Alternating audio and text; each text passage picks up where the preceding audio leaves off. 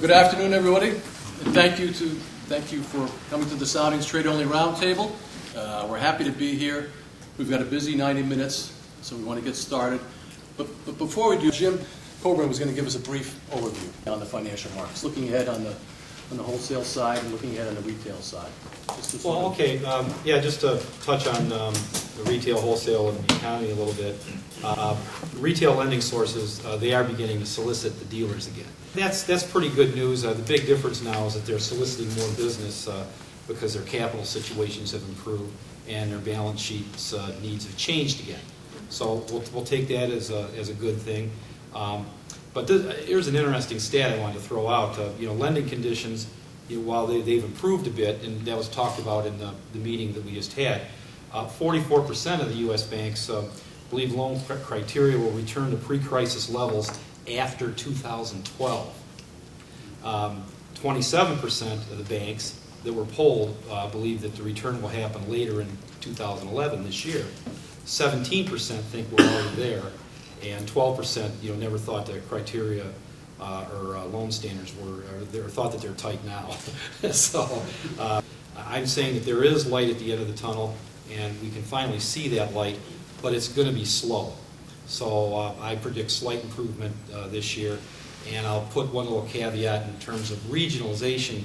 The Midwest is probably going to be a little bit of a laggard when you look at the other 6 regions, I guess, if you look at a 7-region grouping.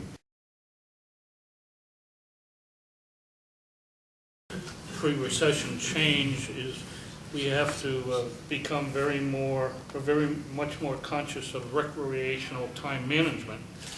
So many different things are vying for the recreational time of the consumer, we're fighting to get our share. You take a young family today, and he's got 2-3 kids. He's doing soccer, and he's doing, field hockey, and he's doing whatever with his children all the time. There's not much time left for boating, and they're struggling to fit that in. And, we have to find a way, you go to school, there's nothing being taught about boating really in an elementary school, or, but they're teaching recreation and sports and stuff like that to the children. And I think sometimes that message is dropped.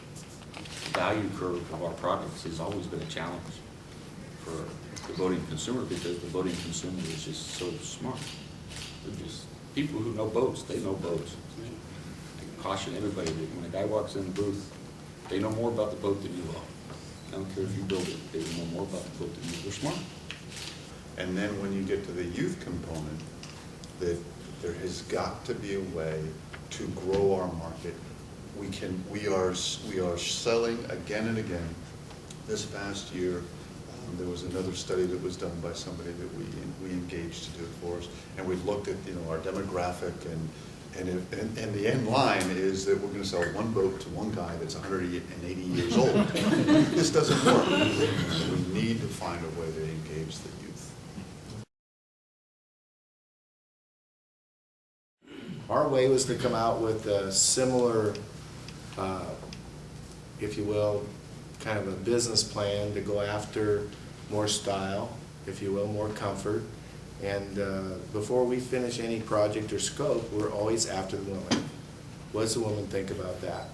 The galley's up for her. Where's she going to sit? Is she going to like this? And then the technology factor is huge. I mean, yeah, we put flat screens on tugs and the iPods and all that stuff. You have to. You just got to do it. So, innovation, new product, bringing people, for us, I can't speak for everybody, for us, is bringing people into the boat shows. It's bringing people in, specifically coming into our booth.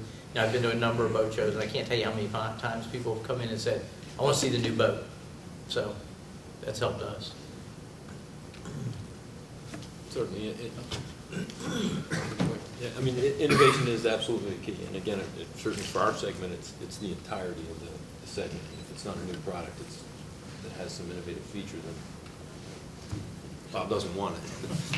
Neither do his customers. But the other piece in expanding that pie, though, is simplicity. Again, we talked about the Gen X and Gen Y and the fact that there's less of them in boating. But how difficult is it to go buy that boat and actually use it? I mean, the reality is with some of the technology we're putting on it, hopefully it's getting better, but we need to ensure that it's absolutely simple to use a boat. I think as an industry, we've all done a pretty poor job of making it very simple to get into boating and actually begin to be a boater. Innovation is the catch-22 of our business. It continues to drive up the cost. We don't create efficiencies with the technology to lower the cost, to broaden our audience. But technology, innovation, if you're not doing something right, you gotta get the price down. It is huge value. That value is so important because we've kicked it off from, I don't know about you guys, but 50 or 75 grand is a lot of money to me to buy just a runabout. I mean, that's a lot of money, let alone $150,000 or $250,000. So we gotta, as manufacturers, we must keep our value in front of us at all times.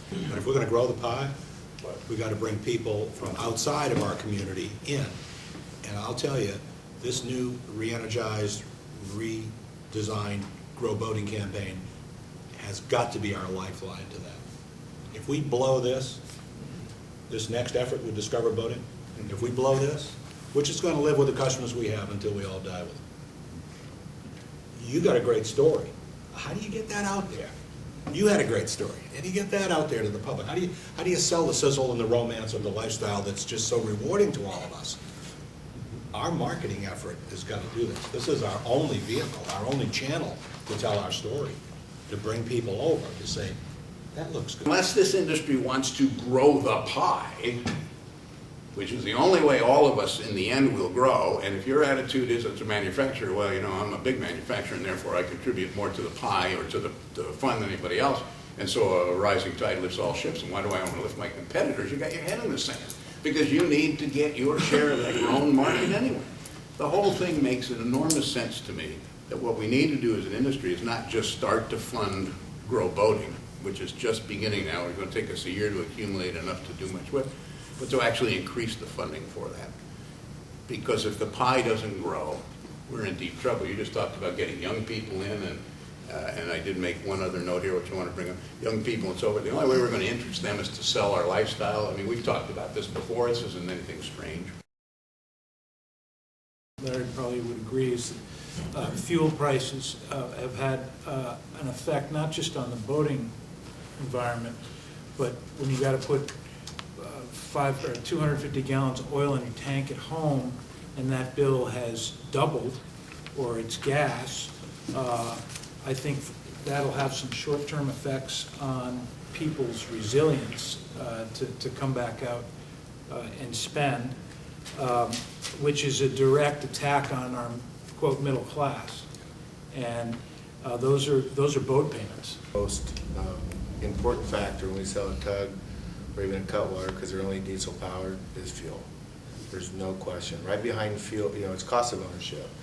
And we preach, you know, you don't have to spend $1,200 a weekend, you spend $300. You know, especially in the Great Lakes, you know, you get 2 months worth of use up there, and you spend $6 grand a month on gas and twin gas. It's not pretty.